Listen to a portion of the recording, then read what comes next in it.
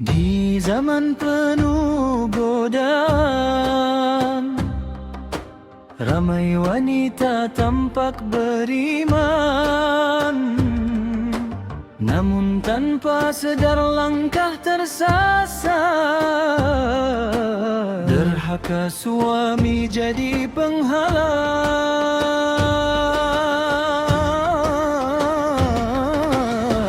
Tiada jaminan ke syurga, walau diri terlihat mulia, jika hati masih derhaka pada suami yang memimpin kita. Redanya kunci bahagia,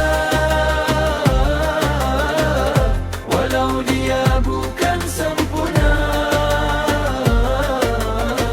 Ini bukan kata manusia, tapi perintah dari Yang Esa. Ya Allah, tetapkan hati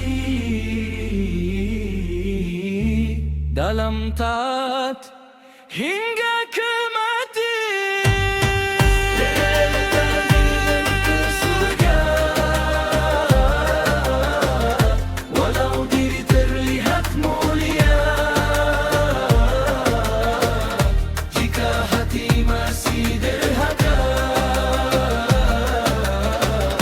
pada suami yang memimpin kita. Redanya kunci bahagia, walau dia bukan sempurna. Ini bukan kata manusia, tapi perintah dari Yang Esa.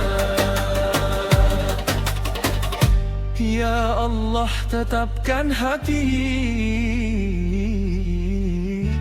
dalam taat hingga kematian.